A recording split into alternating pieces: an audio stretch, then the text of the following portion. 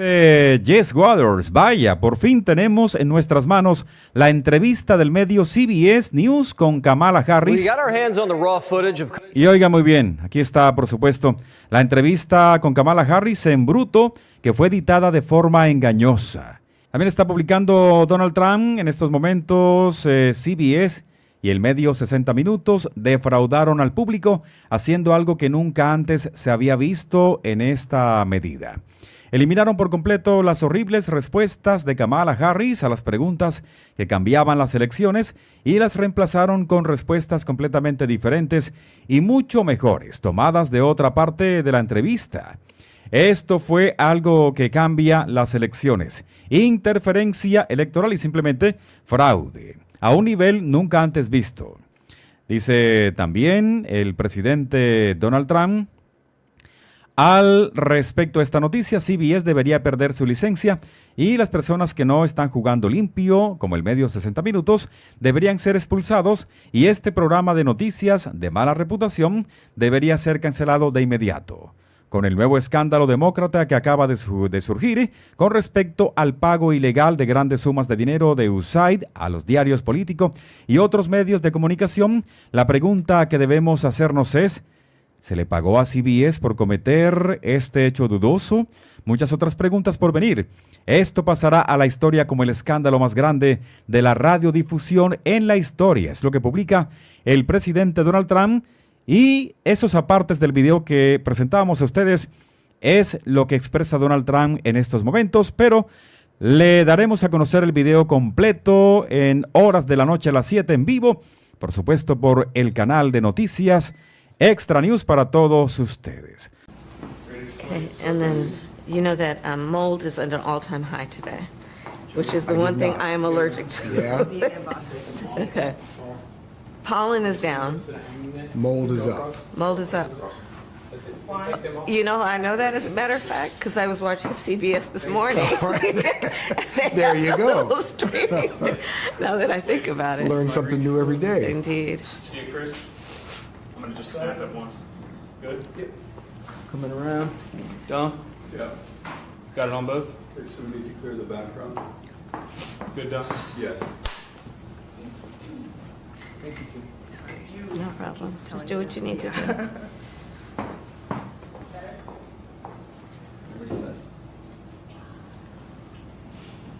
We're all perfectly happy? Everybody happy? Oh, you're so swift. You good? I'm good. All right. Well, Madam Vice President, one, thank you for doing this. Of course. And thank you for inviting us into your home. Of course.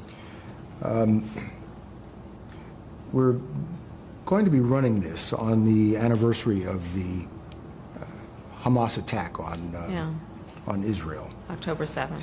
So let's just start with Hang on Israel. 1 second, Bill. Yeah. Sorry, we had someone in the background. I'm afraid you're going to have to re-ask that. Okay, whoever's in the dining room. It was me. Okay.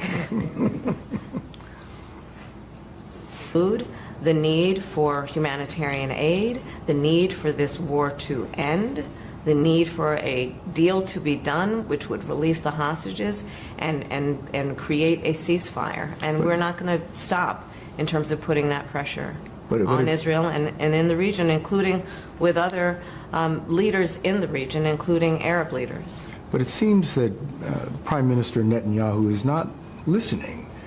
The Wall Street Journal said that that your administration has repeatedly been blindsided by Netanyahu. And in fact, he has rebuffed just about all of your administration's entreaties.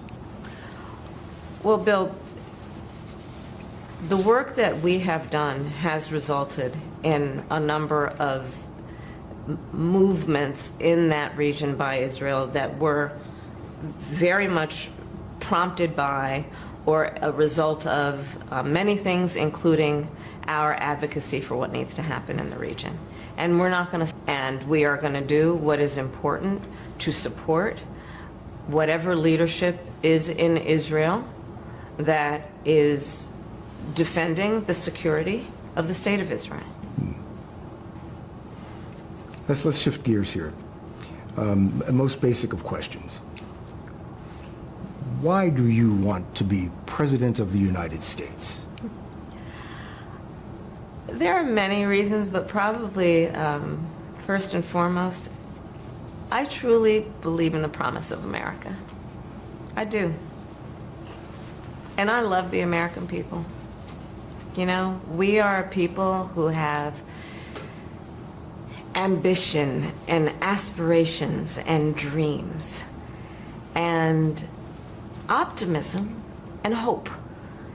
If you look at the character of who we are and how we have achieved the strength that we have achieved, I believe in large part it is because of our character and our belief in the promise of America. And I'm running for president because I want to do everything that is possible to create an opportunity for people to achieve those goals, those ambitions, and those dreams. And that is why you will hear me talk about my plan for an opportunity economy, to invest in what we can do, not only to bring the cost of living and prices down for folks, because even though we've achieved a lot of success, prices are still too high. You know it, I know it. But what we can do to invest in the innovation that is happening in startups and our small businesses, what we can do to invest in the industries of the future, what we can do to maintain America's strength in the global context. But that's why you want to run. That's why you want to be That's why I'm president. running. That and some other reasons. But you're asking the American people to make you the most powerful person on the planet. Why do you deserve the American people's votes? Well, first of all, I have a career and a history of being very clear that I think of my role of leadership, and in particular now for the last 4 years as vice president and moving forward as president, if the voters will have me, as being a leader on behalf of all Americans. As you know, I spent the majority of my career as a prosecutor. And I'm going to tell you, I never asked a victim of crime, a witness, whether they were a Democrat, are you Republican, are you an independent. The only thing I ever asked folks is, are you okay? And I believe that America deserves a leader who works on behalf of all Americans and understands the importance of knowing that the vast majority of us have so much more in common than what separates us. And my career and my work has always been about being grounded in common sense approaches to getting things done. And when it comes to what we need to do as it relates to national security, we just had that conversation. That includes understanding and respecting the power and the strength of the United States of America and our then responsibility to be a global leader, to nurture and strengthen our alliances around the world, to respect the U.S. military and its most noble mission, to do the work of appreciating alliances, be it NATO or others, to do the work of pursuing diplomacy when it is in the best interest of our national security and prosperity. And my experiences tell me not only that those must be priorities of the United States of America and the President of the United States of America and the Commander-in-Chief of the United States of America, but also all of those experiences tell me that the American people in this election have a clear choice. Because on the other side of the equation, we are looking at the former president, Donald Trump, who has shown himself to be, when he was a commander-in-chief, someone who gave away America's standing in terms of our principles of standing up to dictators and autocrats. You see how he compliments Putin even today. Someone who was prepared to walk away from our alliances. NATO is the strongest military alliance the world has ever known. We have seen someone in Donald Trump who openly criticizes the United States military, men and women, who are prepared to, at great sacrifice, serve our country and defend the principles upon which we were founded. He calls them suckers and losers. But Madam Vice President. And solutions, building consensus. And that is why I have taken the positions that I take. Not dispensing with my values, but understanding we have to, a real leader has to find consensus. So, for example, on the issue of fracking, I've been very clear since 2020. I will not end fracking. I did not as Vice President. In fact, as Vice President of the United States, I cast the decisive vote. I broke the tie in Congress that now allows more leases for fracking. On the issue of health care in America, my value has always been that access to health care should be a right and not just a privilege of those who can afford it, which is why I cast the tie-breaking vote in the United States Congress that has now allowed us to cap the cost of insulin for seniors at $35 a month. The work that I have been a part of and helped lead about capping the cost of prescription medication for our seniors at $2,000 a year, all born out of my belief that we need to bring the price of medication down because it has been too expensive for too many people to the point that they couldn't even afford to fill their prescription. That's why I've been a huge advocate for what we have accomplished finally to allow Medicare to negotiate drug prices on behalf of the American people. You have said that your values haven't changed, but your positions have. And I think people want to know, is this evolution or, as your critics say, opportunism? I think that we should understand the importance of a leader building consensus. I believe in building consensus. And I believe in finding a way that the American people, and we are a diverse people, geographically, regionally, based on whether it be urban, rural, agricultural, we are taken on before as Attorney General, the issue of price gouging, which is not all, but some corporations and businesses that take advantage of a crisis and jack prices up, making the cost of groceries and other everyday essentials too expensive for the American people. I'm taking on the issue of housing. It's a big issue in our country. It's too expensive. There were generations before us that believed they could achieve the American dream, which included home ownership. Now I travel our country. I talk to young people every day. And they are so concerned they'll never be able to afford to buy a home or even start a family because of the cost of housing. So part of my plan is to put the resources into partnering with builders and developers to create incentives for them to build 3 million new homes by the end of my first term. And my plan includes giving first-time home buyers a $25,000 down payment assistance so they can just get their foot in the door, who know that it is not right that hardworking people are paying a higher tax rate than the richest people who can afford to pay their fair share. So that's how we deal with it. But understand also that this is, yes, it is about how we pay for what we're doing, but understand it doesn't end there. My plan is actually about strengthening America's economy, not just netting zero. My plan is about doing what we can do for small businesses and startups. Right now, the tax deduction bill for a startup, $5,000. In 2024, nary a person going to be able to start a small business with $5,000. So I'm going to extend it to $50,000.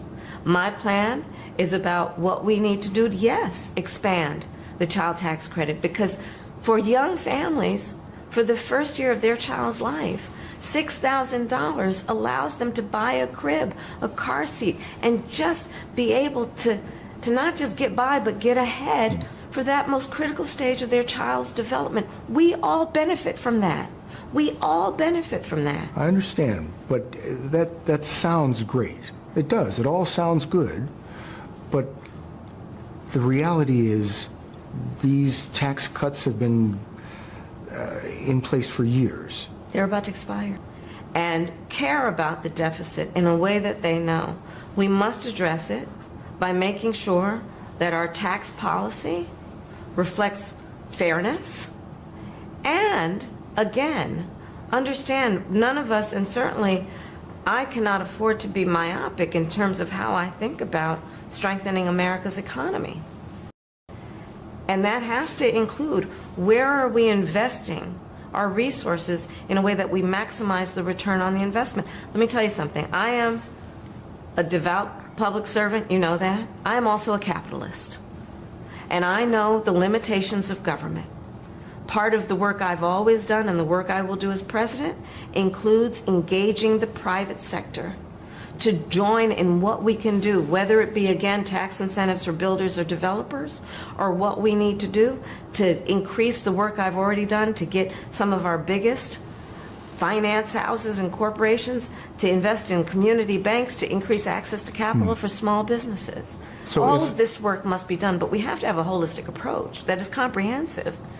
I guess what I was asking, if all of this makes so much sense, why has this not been done? You're dealing with a Congress that is divided, that many are in opposition to not only you but your policies. So how are you going to make this come true? Bill, if I approached my life as though, well, it's never been done before, therefore it cannot be done, I wouldn't be sitting here in this interview with you. That's the truth. But I do believe that we have to have leadership in our country as we turn the page on all of these sadly powerful forces that have been trying to divide us.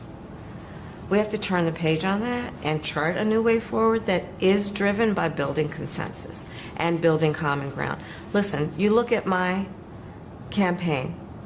I am supported by over 200 former members of Mitt Romney, John McCain, both President Bush, and even former President Trump's teams. I have the support of people Republicans who understand what is at stake in this election, be it as it relates to our democracy and our most fundamental principles. And I do believe, based on a collective understanding we have, that America's politics has to get back to the place of encouraging healthy debate, but not division for the sake of division. Just a couple more economic questions here. Sure. Donald Trump says that tariffs on imports, well, that would be the solution to all of our economic woes. You criticize his plan for tariffs, yet the Biden-Harris administration has left many of the Trump-era tariffs in place, especially when it regards China. And President Biden has, in fact, expanded some of those tariffs. Would you continue the Trump-era tariffs if you're elected? So part of the real problem that economists and others have pointed out about Trump's approach in this election, he is advocating what is at least a 20% tariff across the board on everyday necessities and goods, which economists have estimated will cost the average American family more than almost $4,000 a year, more than what they're already paying for everyday you've got tariffs. Goods. But let me get to my point. On everyday goods, so a across the board blanket policy on tariffs for everyday goods and necessities. Tariff policy we cannot afford to have that is just a blind policy without looking at what we are talking about and what will it induce, what will it incentivize. On the point about China, look, America has to win the competition for the 21st century as it relates to China.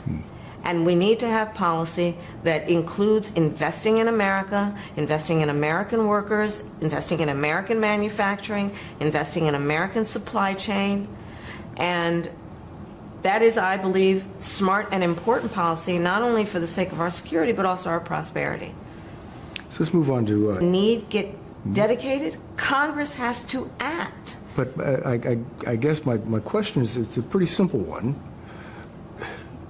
If this is the right answer now, what you tried to do with the bipartisan bill. And what we tried to do on day one, Bill, and what we tried to do on day one, when we came in, first order of business before we did the Inflation Reduction Act, before we did, successfully, by the way, without one Republican vote, before we did the bipartisan infrastructure bill, before we passed the first meaningful piece of legislation to deal with gun violence in America in 30 years, the first thing we did was to offer a comprehensive solution to create a pathway for citizenship and for people to earn it, and to deal with what we need to do to put more resources to ensure that we are able to heighten our level of security at the border. So we do need to move on because our time is short, but I'm trying to understand how it is that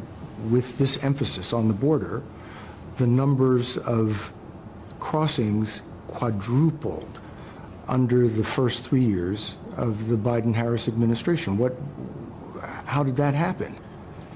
There are a variety of factors that relate to what we have seen globally and what we are not immune from at our own border in terms of what we have seen in terms of surge of immigration and irregular migration. And there are solutions at hand, but we've got to have leaders who are solution-oriented, which we've been and are, and I am going forward, instead of leaders who want to make it a problem they can run on. It's talking about that person you're mentioning right now. So let's just break down what you just talked about and talk about it in the context of the words that Donald Trump has spoken and the actions he has taken, and whether that is reflective of who we are as Americans, knowing we have so much more in common than what separates us. We have a former president who wants to be president again, who has a bouquet of microphones in front of him, who has said the most vile lies about a group of legal immigrants in Springfield, Ohio. And if I may, Bill, let me just say something. You know, from the time I was a prosecutor to attorney general to now vice president, I learned very early in my career, when the voters bestow on you the authority to have these positions, you must be very thoughtful about how you use that microphone in front of you. And, you know, when I was attorney general, the words I spoke could move markets. So the idea that the former president, who again is running to be president, would use that microphone in a way that is about vilifying and demeaning a whole population of people. You know what has happened because of that? One day when this happened was a school day, picture day for an elementary school. Picture day. You know what picture day is for our children? They get excited the night before. We put out the clothes they're going to wear. They go to school making sure their faces are clean and their hair is done. And they go to school for picture day. And you know what happened to these children? They had to evacuate that day because of the fear of the threats that were being issued in Springfield because of the words of Donald Trump. So I say that I'm glad you are pointing these comments out that he has made that have resulted in a response by most reasonable people to say it's just wrong. It's just wrong. So you have said you want to be the president of all the people. Yeah, and I have traveled around our country, and I've met with people of every background and walk of life, including people who have supported Donald Trump in the past, who say to me they're ready to turn the page, they're exhausted with what he has been doing and that approach, and they want to chart a new way forward for our country. So, was democracy best served by President Biden stepping down and basically handing you a nomination. You didn't have to go through a primary process. You didn't have to fight off other contenders. And that's not really the way our system was intended to work. So President Biden made a decision that I think history is going to show is rare among leaders, which was to put country before self. Excuse me. And I am proud to have earned the support of the vast majority of delegates and to have been elected the Democratic nominee to be Vice President of the United States. I am honored to have received the support and endorsement of over 200 Republicans who served in the last 3 Republican presidential administrations. I am proud to have earned the support of leaders of our national security community. I am proud to have received the endorsement of leaders around this country from every background and walk of life to fight in this election over the next month for our democracy and the principles upon which it stands. What is at stake in this election?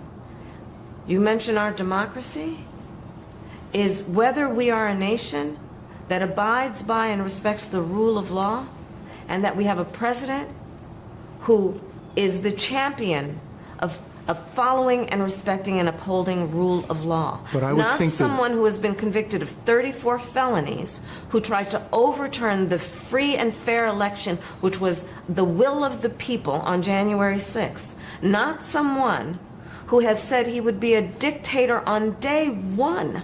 Not someone who has said, and these are his words, he would terminate the Constitution of the United States of America. But I think this truncated process is why people think or say they don't really know who you are. Well, Bill, there's no question. Look, I've been in this race for 70 days.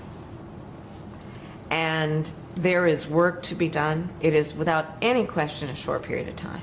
There's no question about that, which is why I'm traveling around our country. As I said earlier, I mean, you've seen me. I'm from one state to the next to the next. I don't know how many states I've been in this last week alone. Literally, I've lost count. So it is my responsibility to earn the vote. And I'm going to work to do that.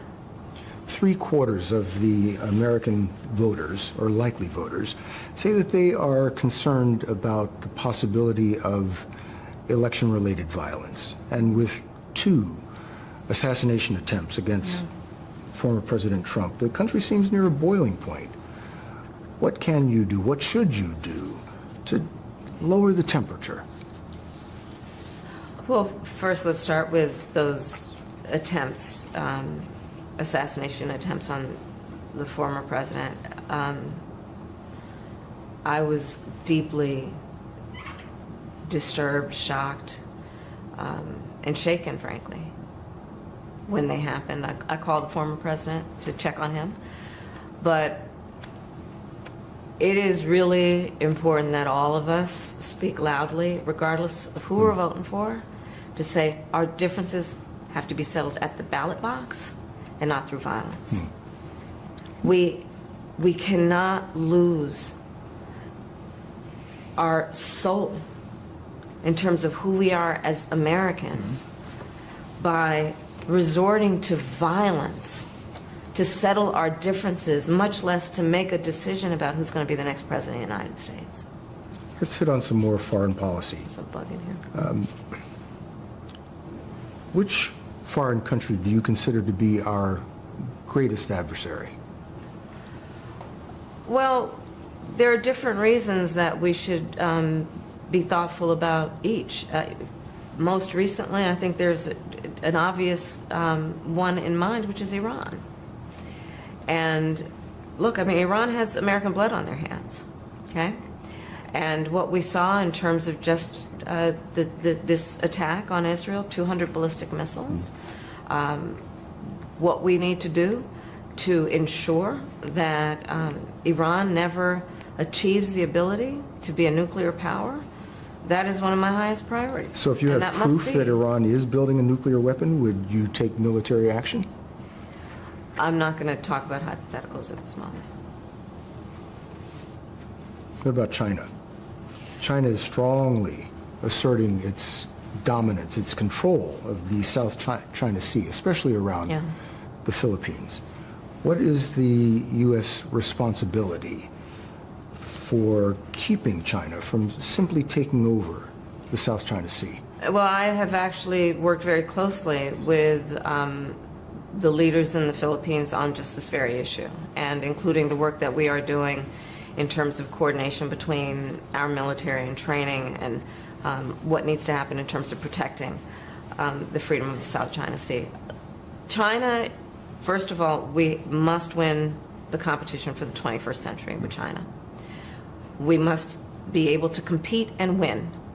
We should not seek conflict, but we have to understand that there are parameters in which we must operate that include ensuring, for example, that we protect American business interests. So say if China attacks Taiwan, would we use military force to support Taiwan? Bill, I'm not going to get into hypotheticals, but listen, we need to make sure that we maintain a one China policy, but that includes supporting Taiwan's ability to defend itself, including what we need to do to ensure the freedom of the Taiwan Strait. But on the issue of China, we also, again, we cannot afford to have foreign policy that is myopic. We must be able to also, as it relates to China, continue to do the work that we have begun to deal with the flow of fentanyl coming into the United States. That's a real issue. Again, you talk to families around our country who I on a constant, sadly, regular basis, meet parents and family members of people who have died from fentanyl, young people who have died from fentanyl. Are we going to stop trying to stem the flow of fentanyl? And we have to deal with that and understand China's role in that and our ability to work with China to stop that flow, which we have begun to do and I'm going to continue to do. We need to make sure we have open lines of communication with China, in particular, military to military. So these issues are all, they're multifaceted. So what about Russia and Ukraine? What does the end of the war? You have said that the country is exhausted. Yes. With the rhetoric and the finger pointing. How about you? Are you exhausted? I'll be exhausted on November 6th. Not now. Not now. Too much to do. Too much to do. Madam Vice President, thank you very much. Thank you. Thank you, Bill. Good to be with you. Well, can we just get just a little bit of a question, please, so I can get it over the shoulder shot? Yeah. 1 second. Just a second. Okay, thank you. You need me talking? Yes, sir. Well, we were talking about how you're going to pay for it, and I mean, I truly do mean it. Your plans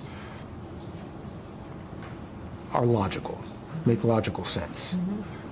The way Washington works is not logical. So how are you going to convince a divided Congress that what you say, your plans, are something that they should all agree to and provide to the American people when they've shown no inclination to do that up to this point?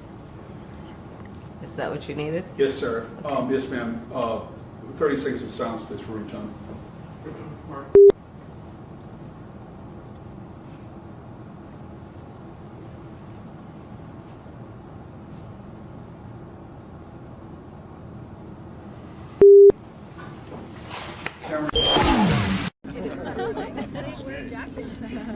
Caroline, Catholic Relief Services, which helps vulnerable people around the globe, is urging President Trump to continue funding their organization. Your response, please. Sure. Well, I would defer you to the State Department on which foreign organizations or organizations that work overseas, humanitarian aid organizations, will continue to be funded.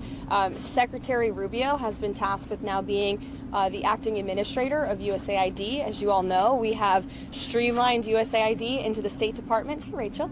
And so we want to ensure that we're being good stewards of the American taxpayers' dollars. He is currently going line by line to ensure that foreign aid to private organizations, public organizations, or government organizations, aligns with America's interests. So I defer you to them. And one more, in Nicaragua. Sure, Libby. 2% of federal employees have accepted that buyout that was offered. Is that less than the White House was anticipating? Well, the last time I checked in with Office of Personnel and Management, there was more than 40,000 individuals, federal workers, who had accepted the buyout program. We expect that number to increase, and that alone, just the 40,000, again, we expect it to increase. It's going to save the American people tens of millions of dollars, and we encourage federal workers in this city to accept the very generous offer. If they don't want to show up to the office, if they want to rip the American people off, then they're welcome to take this buyout, and we'll find highly competent individuals who want to fill these roles. Just to follow up on that, after that deadline tonight passes, I know a lot of people at the White House have said there's still going to be widespread layoffs that would come imminently. Can you expand more on what that would look like? I was just asked that on television. I have not been part of the discussions about the layoffs in particular. I'm not even sure if that's true. I can check and get back to you. Meredith? Oh, I was going to ask if you have any updates on the meeting with the lawmakers since we went on this afternoon. I understand the meeting is still ongoing, and it was been quite some time. They're talking about the budget and the priorities from this administration, the tax priorities. Tax cuts, if I could. The House Republicans are floating the idea of a 5-year extension of the Trump tax cuts. President Trump wants it permanent. Would he sign a bill that has just a 5-year extension? So I'm glad you brought up taxes. Do you mind holding this so I can bring my receipts? I like to bring the receipts. So these are the tax priorities of the Trump administration that the president has laid out for members in that meeting today. No tax on tips, which is obviously a very public campaign promise that the president made. No tax on seniors' Social Security. No tax on overtime pay. Renewing President Trump's 2017 middle-class tax cuts. Again, these are the president's priorities. Adjusting the SALT cap. Eliminate all the special tax breaks for billionaire sports team owners. Close the carried interest tax deduction loophole. Tax cuts for Made in America products. This will be the largest tax cut in history for middle-class working Americans. The president is committed to working with Congress to get this done. Suscríbete, dale clic a la campanita y a todas para seguir llevándote la información oportuna y poder enviarte un saludo personalizado